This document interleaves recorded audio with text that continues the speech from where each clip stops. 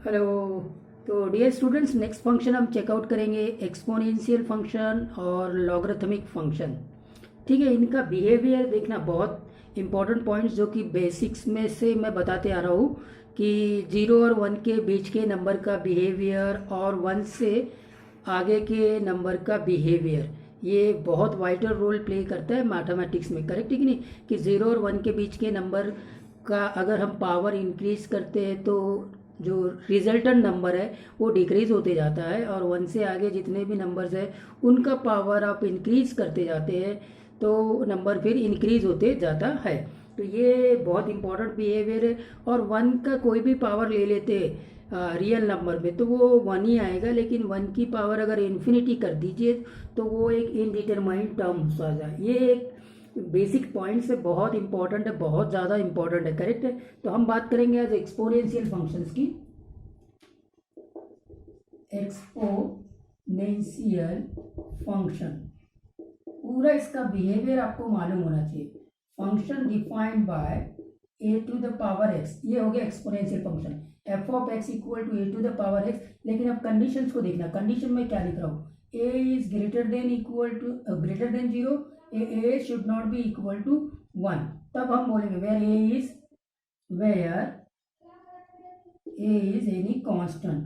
ठीक है ना, कांस्टेंट एनी नहीं लिखेंगे, कांस्टेंट लिखेंगे, where A is constant. Correct, fine. तो स्टूडेंट्स अब आप देखिए कि F of x equal to A to the power X, A is greater than 0 and A should not be equal to 1। अब ए is greater than 0 तो कितना, तो यहाँ पे दो बिहेवियर आते हैं कि लिख देता हूं मैं, ए ग्रेटर देन 0।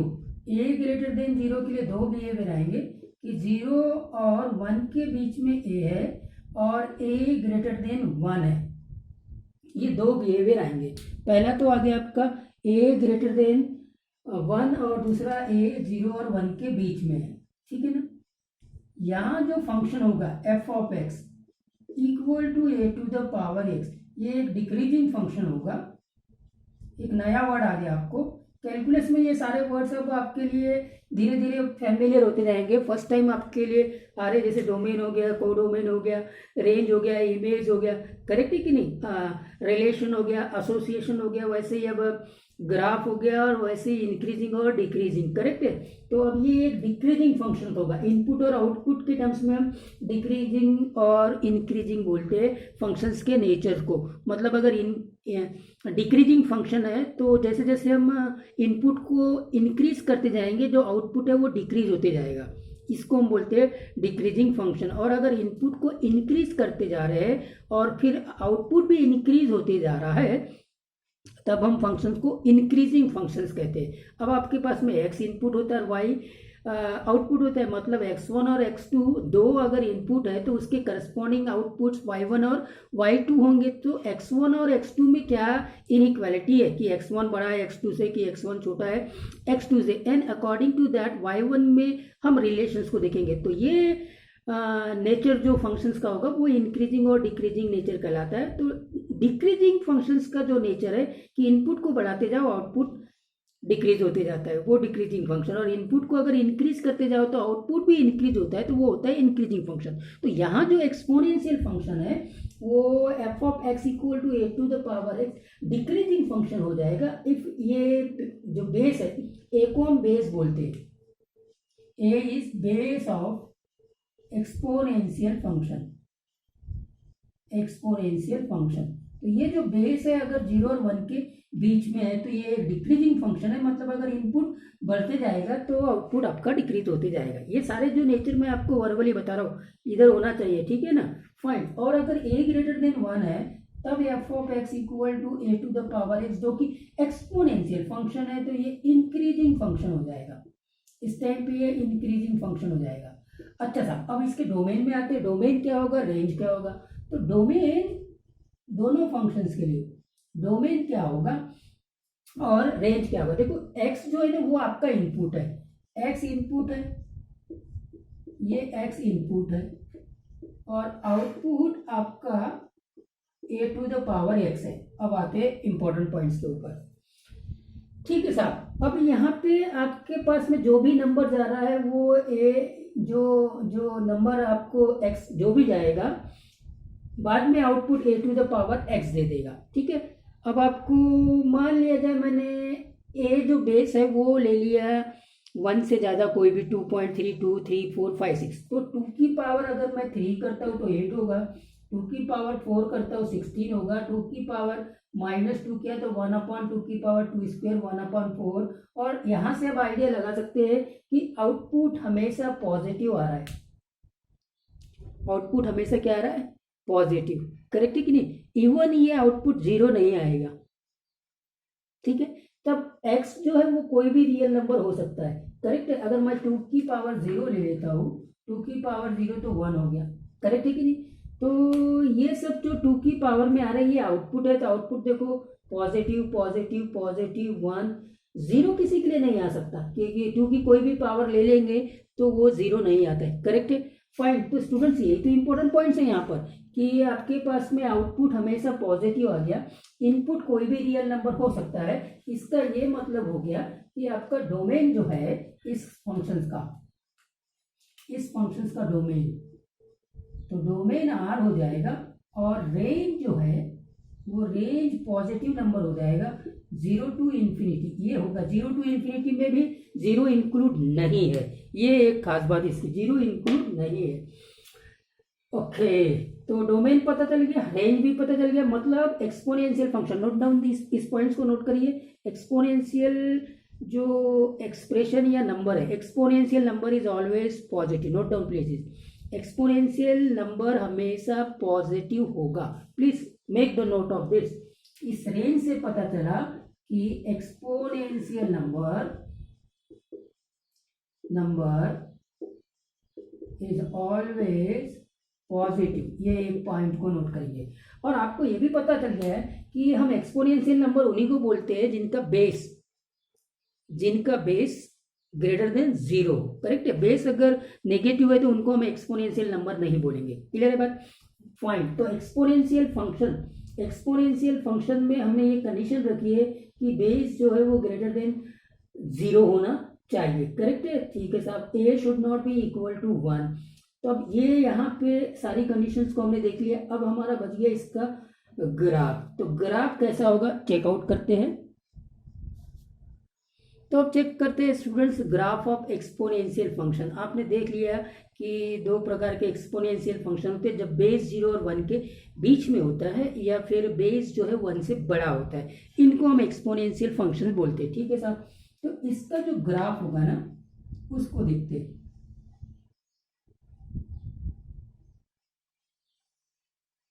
ये देखिए, ये y एक्सिस, ये x एक्सिस, और ये जो पॉइंट y एक्सिस पे कट किया है उसके कोऑर्डिनेट 0,1 होंगे। 0,1 मतलब जब इनपुट 0 होगा तो आउटपुट 1 होगा। इनपुट 0 है ना, तो आउटपुट 1 की power 0 that is equal to 1। ये बात क्लियर हो गई एक्सपोनेंशियल फंक्शन में, ठीक है साहब। तो कोई भी एक्सपोनेंशियल फंक्शन है वो हमेशा 0,1 पॉइंट से पास होगा। अब इस फंक्शंस के नेचर को देखेंगे, तो ये तो आपका एक्स एक्सिस है, मतलब ये इनपुट है।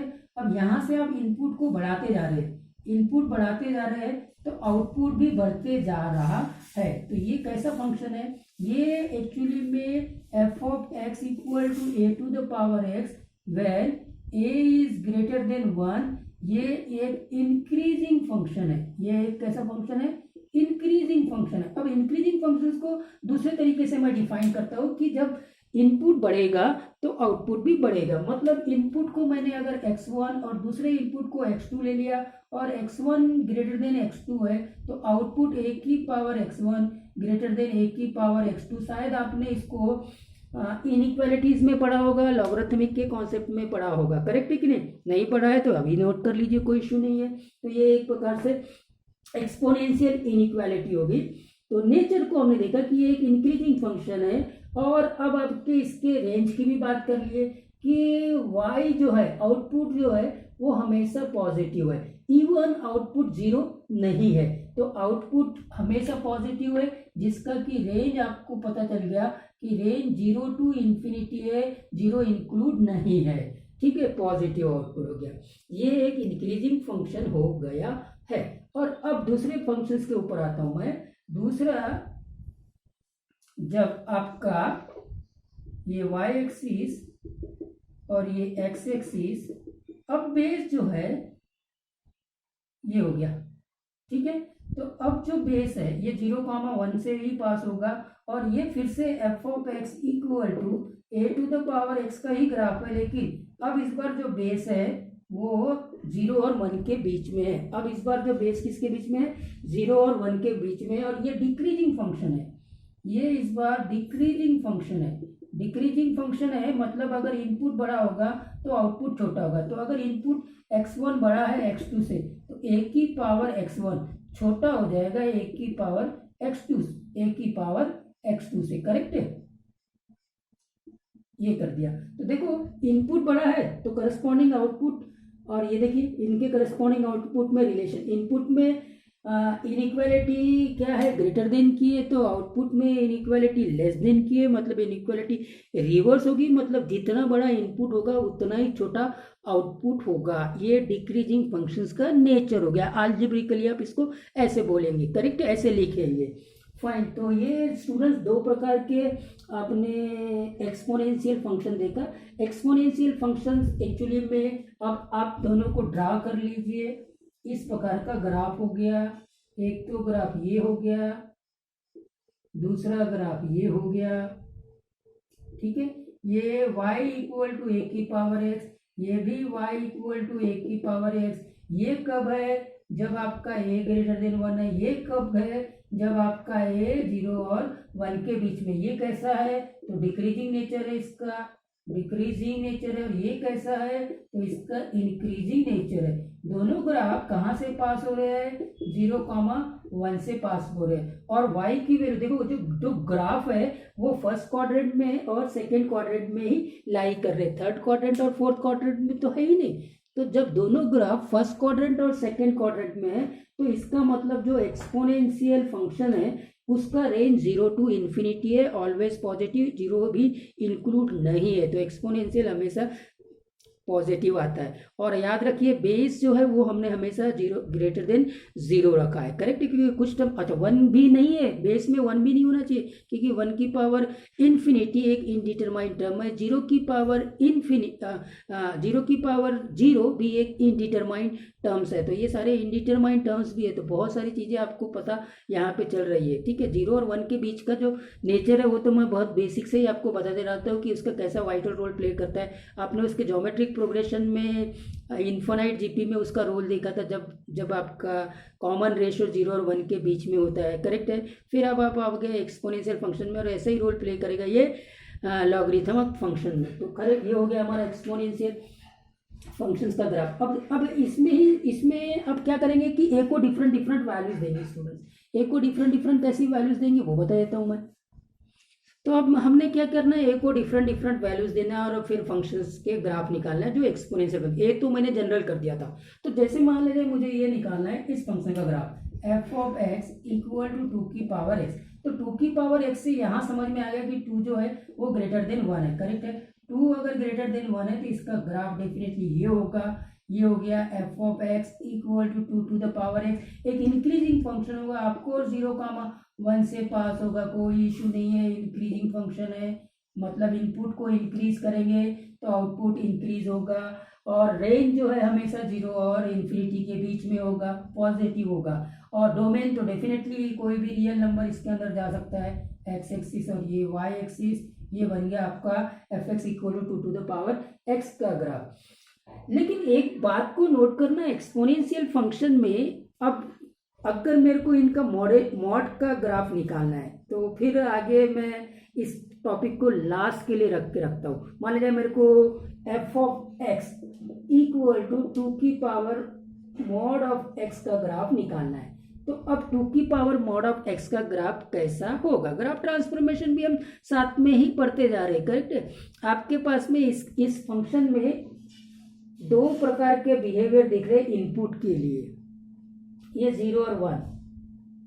ये 0 और 1, और अब आप आइडेंटिफाई कर लीजिए, मैं जब एक्सप्लेन करूंगा तब तो बताऊंगा। फिलहाल मैंने आपको हिंट दे दिया कि देखिए इनपुट अगर 0 से बड़ा है और इनपुट अगर 0 से छोटा है, तो इनपुट जब 0 से छोटा है तो आउटपुट कैसा है, और इनपुट अगर 0 से बड़ा है तो आउटपुट कैसा है। ये बिहेवियर को इसमें आइडेंटिफाई करिए, इसमें आइडेंटिफाई करिए, तब जाके आपको इसका मॉड का ग्राफ निकलेगा 2 की पावर मॉड ऑफ x का। तो ये लास्ट में बताऊंगा, तब तक के लिए आप इसको सोचते रहिए। फिलहाल हम बात करते हैं इस वाले ग्राफ की, जो कि ज़्यादातर यूज होता है, F of x equal to E की पावर एक्स। अब ई क्या है, ई तो एक इरेशनल नंबर है जो 2 और 3 के बीच में होता है। 2 और 3 के बीच में होता है मतलब बेस आपका यहाँ पर मतलब ई ग्रेटर देन 1 तो हो गया, तो इसका ग्राफ इस प्रकार का होगा, यही करेक्ट।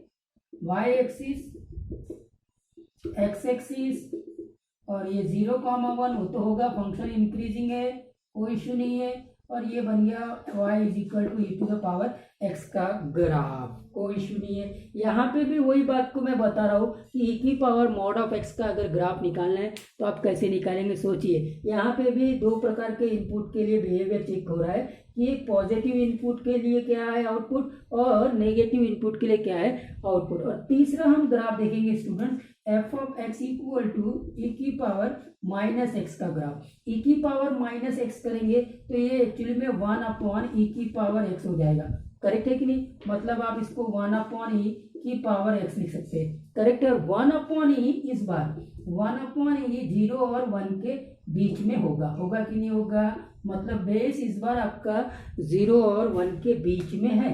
तो 0 और 1 के बीच में अगर बेस होता है तो फिर डेफिनेटली उसका ग्राफ डिक्रीजिंग हो जाएगा।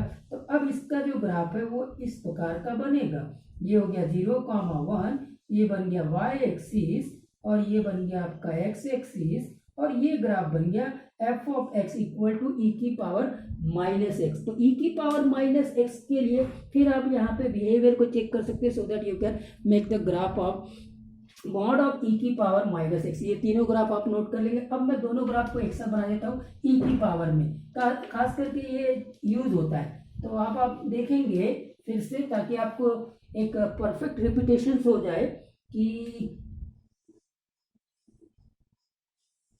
ये ग्राफ और ये ग्राफ करेक्ट है।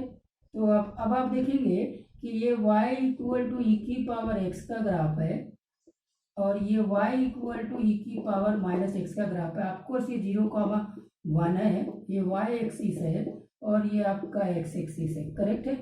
अब यहाँ पे क्या है, डेफिनेटली e जो है वो ग्रेटर देन 1 है, और यहाँ 1 अपॉन ई की बात करेंगे जो बेस बनेगा 0 और 1 के बीच में। ये चीज़ें छोटी छोटी है लेकिन बच्चों को समझ में नहीं आता। एक तो एक की पावर x और एक की पावर माइनस एक्स के ग्राफ को, और ई की पावर एक्स और ई की पावर माइनस एक्स के ग्राफ को, जो छोटा सा डिफरेंस है उसको समझ नहीं पाते हम। एक की पावर एक्स का जो ग्राफ बना है वो जनरल एक्सपोनेंशियल फंक्शंस के टर्म्स में बना है। General A is any constant which is greater than 0 and it should not be equal to 1। फिर उसकी पावर में x जो कि फंक्शंस का इनपुट है, और फिर a की पावर x जो फंक्शंस का आउटपुट है। गॉट द पॉइंट, बात क्लियर हो गई। फिर ये उसी में अब हम a को पर्टिकुलर वैल्यू दे रहे हैं, जैसे 2 की पावर x का ग्राफ बनाए थे तो a को हमने 2 वैल्यू दिया था, और अब हमने a को e वैल्यू दिया तो e की पावर x हो गया, और अब हमने x को a को 1 अपॉन ई वैल्यू दिया जो कि 0 और 1 के बीच में होगा, तो 1 अपॉन ई की पावर x का ग्राफ बना रहे, एक्चुअली में e की पावर माइनस एक्स का ग्राफ बना रहे। e की power, please note it, e की power minus x equal to 1 upon e की power x can be written as 1 upon e की power x, correct. 1 upon e मतलब a की power x, where a is 1 upon e which is lying between 0 and 1, correct. 1 upon e अगर 2 और 3 के बीच में है, ई अगर 2 और 3 के बीच में 1 अपॉन 2.4 ले लिया हमने, समथिंग 4 पॉइंट समथिंग आता है, 2.4 एंड समथिंग समथिंग आता है, तो आप उसको अगर 1 से 1 को डिवाइड करेंगे तो डेफिनेटली पॉजिटिव नंबर ही आना है, 0 और 1 के बीच में ही लाई करना है, करेक्ट है कि नहीं। तो ये बात को आपको समझ लेना है। खैर, अब ये बातें हो गई हैं, अब आपको यूज क्या होता है ये तो एक ग्राफ मालूम हो जाए, और उसके बाद में अब ये बिहेवियर को चेक करेंगे। तो अगर मेरे को ई की पावर मॉड ऑफ एक्स का ग्राफ बनाना है तो मैं कैसे बनाऊंगा? दो बिहेवियर को चेक करेंगे। Draw the graph of E की पावर मॉड ऑफ एक्स। ठीक है साहब, अब इसको देखो, ई की पावर मॉड ऑफ एक्स, पहले तो ई की पावर एक्स का ग्राफ देखेंगे आप, ये बन गया, ये 0,1 वाई एक्सिस और ये है आपका एक्स एक्सिस, कोई इशू नहीं है। ओके, अब आपको यहाँ पे दो बिहेवियर दिख रहे हैं कि अगर नेगेटिव है, मॉड एक्स का क्या मतलब, देखो पहले जब ये तो हो गया y इक्वल टू ई की पावर x का ग्राफ, करेक्ट है। तो यहाँ पे एक चीज को नोट करना कि अगर इनपुट नेगेटिव है, नेगेटिव इनपुट आउटपुट किसके बीच में, आउटपुट 0 और 1 के बीच में, y जो है वो 0 और 1 के बीच में, y मतलब क्या, y मतलब a की पावर x या e की पावर x, करेक्ट है। ठीक है सब, 0 और 1 के बीच में। अगर मान लिया जाए, अभी यहाँ ग्राफ से दिख रहा है कि इनपुट पॉजिटिव है, पॉजिटिव इनपुट है, पॉजिटिव इनपुट के लिए अब आपको जो y है वो y ग्रेटर देन 1 आ रहा है, करेक्ट है कि नहीं, y ग्रेटर देन 1 आ रहा है, मतलब e की पावर x ग्रेटर देन 1 आ रहा है। तो ये दो टाइप के बिहेवियर देखिए, एक तो ये 0 के लिए 1 है, कोई इशू नहीं है, जब आपका इनपुट 0 है तो आउटपुट 1 है, वो बात भी क्लियर हो गई। 0,1 से पास होने वाला है, चाहे कोई भी एक्सपोनेंशियल फंक्शन हो, a की वैल्यू कुछ भी लिख दीजिए जो ग्रेटर देन 0 हो, करेक्ट है। अगर वो 0 और 1 के बीच में भी लाई कर रहा है a, या फिर 1 से बड़ा भी है, तो दोनों ग्राफ 0,1 से पास होंगे, बस उनके नेचर को मालूम होना चाहिए। 0 और 1 के बीच में है तो कहाँ से पास होगा। ठीक, अब टाइम हो रहा है स्टूडेंट्स, तो अब इसका मॉड का ग्राफ बनाना है। तो ये जो नेगेटिव वाला इनपुट है ना, वो भी पॉजिटिव वाले इनपुट के जैसे, भाई मॉड का मतलब यही है कि x में अब नेगेटिव इनपुट भी जाएगा तो वो वैसे ही बिहेव करेगा जैसे पॉजिटिव इनपुट बिहेव किया था। मतलब ये जो इनपुट के लिए ये इसका भी ग्राफ आउटपुट, उसका भी आउटपुट जो है वो हमेशा 1 से बड़ा आएगा, मतलब ये जो आउटपुट है वो इसके जैसे बिहेव करेगा। जब ये इनपुट जाएगा मशीन के अंदर, इस वाले मशीन के अंदर, तो वो पॉजिटिव इनपुट के जैसे बिहेव करेगा, करेक्ट है क्या? आपको बात समझ में बिल्कुल आ गई होगी। तो इसका मतलब e की power minus mod of x का जो ग्राफ होगा वो इस प्रकार का होगा। देखिए ये तो आपका ग्राफ बन गया इसका, तो ये जो ग्राफ है ये y इक्वल टू ई की पावर माइनस एक्स का ग्राफ है। तो इसका ये मतलब हो गया कि ये जो फंक्शन इस प्रकार का आएगा, ये जो ग्राफ बनेगा वो आपका e टू द पावर, ये जो ग्राफ बनेगा इसको अब हटा देंगे, इसको अब हटा देंगे, जैसे यहाँ से इसको हटा देंगे तो ये बन जाएगा आपका e की पावर मॉड ऑफ x का ग्राफ, और ये बन जाएगा e की power minus mod of x का ग्राफ। आई होप दैट ये बात क्लियर हुई होगी। Yes correct, of course clear हुई होगी, कोई इशू नहीं होना चाहिए। ठीक है, थैंक यू फॉर वॉचिंग।